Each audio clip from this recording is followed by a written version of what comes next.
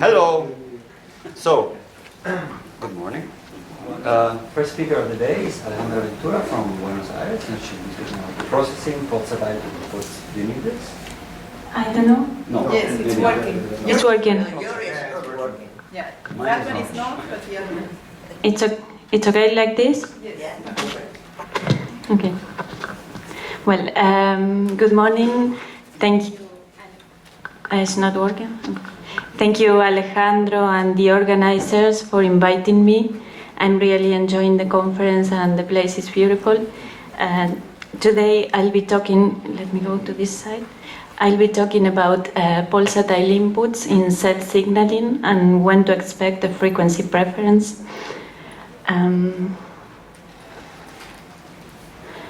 So I'm coming from Buenos Aires, from an institute called IFIBYNE. Is this beautiful building next to the river. IFIBYNE stands for Institute for Physiology, Molecular Biology and Neurosciences, and there we have a group to study information processing in cellular signaling. So this is my group. We are all here. Let me check. I cannot use the pointer. Yes, I know. Here. Juan Ignacio, Federico, and Juliana, and myself. Today I'll be talking about the project Juliana is doing for her PhD. So to motivate the talk a little bit, I selected this video in which we can see yeast cells. The ones on the left will receive an osmotic stress in a constant way.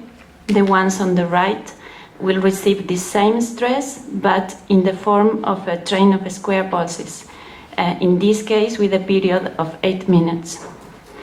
So even though we don't know the details of the signaling, what we can see is that the ones on the left end up being much more. The ones on the right are less but are larger. And in this beautiful article, they stimulated change in the period, and they measured these two outputs, the generation time as the function of the period, and the cell area as the function of the period as well. And they found that there is a maximum at this period, 8 minutes. This is just to illustrate that even though you give the same stimulation, you can really induce different responses depending on the pattern of the stimulation. So the outline of my talk is the following. I will start with an introduction, then the results are organized in 3 parts. The first one is about frequency preference in simple cell signaling motifs. That's the larger part. Then the second part is about transmission and modulation of this frequency preference. The third part is analysis of experimental data, and finally conclusions. So this picture is to illustrate the framework we use. We focus on cellular signaling from a systems biology approach. This scheme represents a signaling pathway. It receives a control input, like in the video I showed, the osmotic stress. Then we can measure the response of the pathway somewhere, for example, in the activation level of this protein. Or we can focus on a cellular response or a particular readout, like the size of the cell in the video. So to characterize a pathway like this, first, why studying pulsatile inputs in a signaling pathway? I selected 3 reasons that are there. The first one is because cellular regulation is frequently mediated by proteins whose activity changes over time in a pulsatile manner. The second one is because in these signaling pathways we have biochemical processes and they are stochastic in nature, so that implies the processing of fluctuations. And the third one is because oscillatory stimuli can be used to understand the pathway, the structure of the pathway. So, as a first step to characterize a signaling pathway like this one, we can measure input-output curves. That means if your input has a structure like this, is a constant, then you apply an input, you measure an output somewhere in the pathway.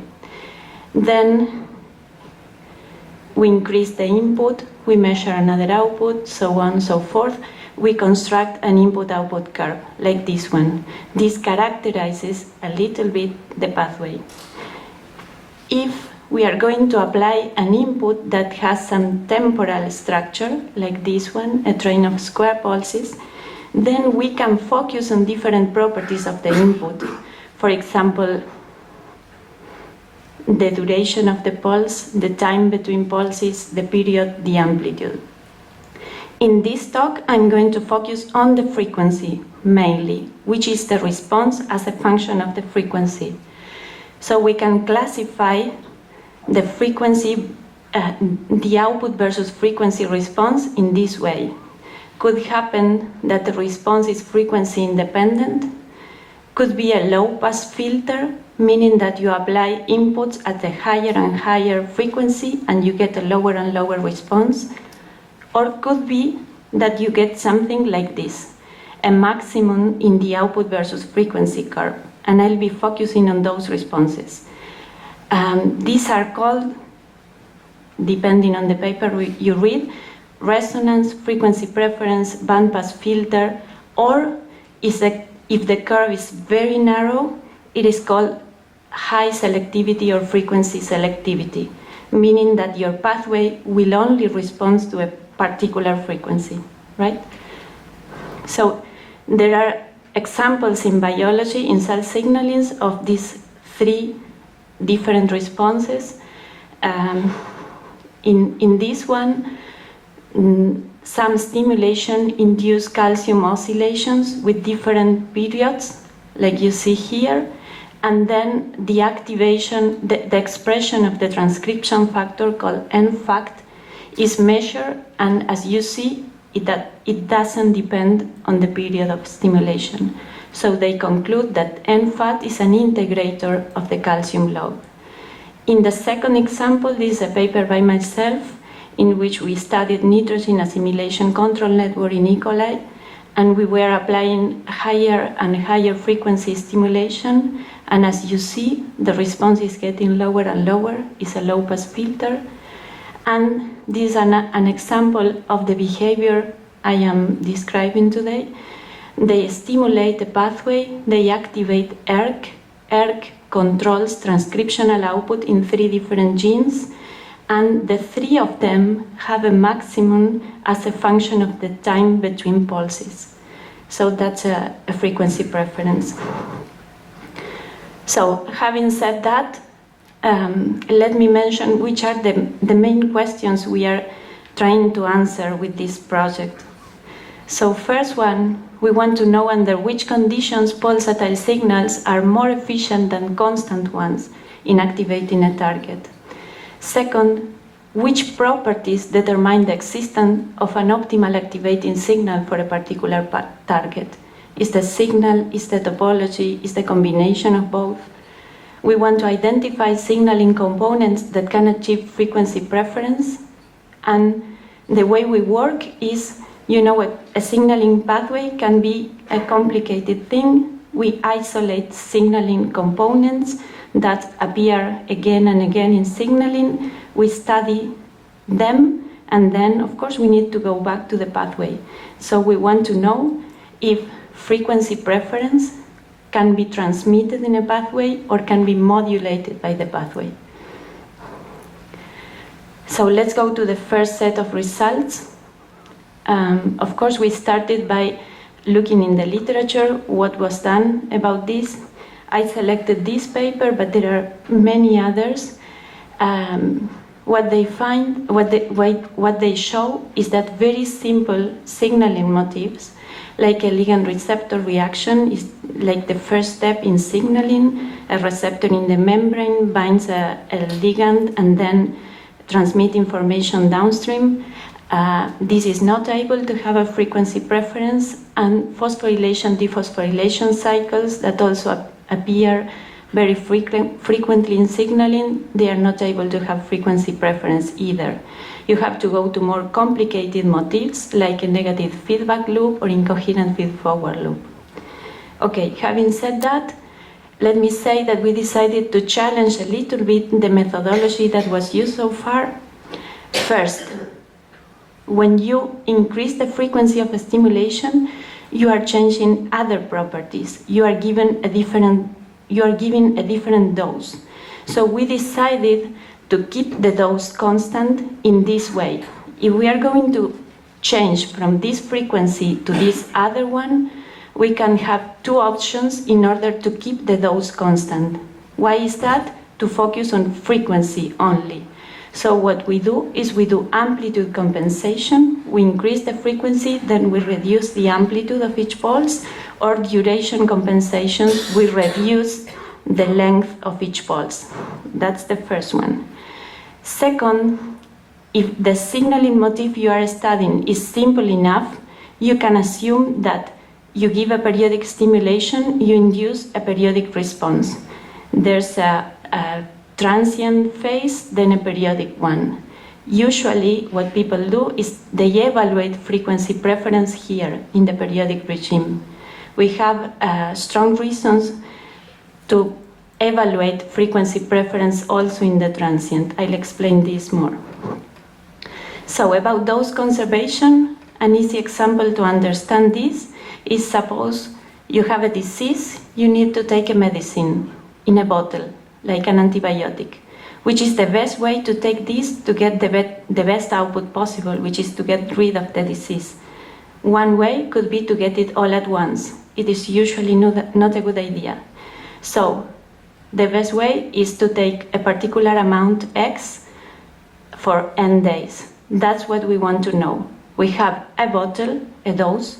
We want to decide which is the pattern that will produce the best output.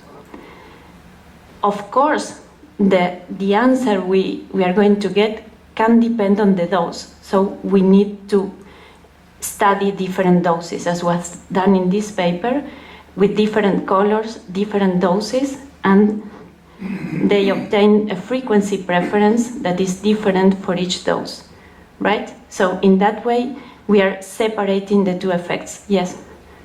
Sorry, I have a very stupid physicist question, which is, is this a technical reason that you take rectangular pulses? Because as a physicist, one would think some sinus pulse and you wouldn't have the problem because the interval is always the same and so on. No. If Fourier transform. As you said, if your input is sinusoidal, you will conserve those. That's right. But in biology, in cell signaling, it's very common that you apply a stimulation in the form of square pulses. You give some stimulation, you wash, you give again. So that's why we are studying this. We have the set of results corresponding to sinusoidal stimulation as well. And then, going back to the issue about transient versus periodic, we have two good reasons for focusing on the transient. The first one is that biological signals act only on limited time spans. Here's one reference, I could add a lot of them. So it may happen that you are only inducing the transients.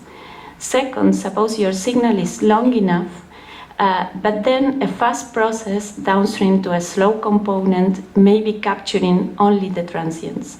So it really makes sense. It's all about relative timescales, and it really makes sense to consider the transients. So I gave some background, the motivation about the methodology, dose conservation and transient versus periodic. And so the question can be narrowed in this way. When the dose of the input is conserved, which signaling components can display a frequency preference that may be a transient frequency preference?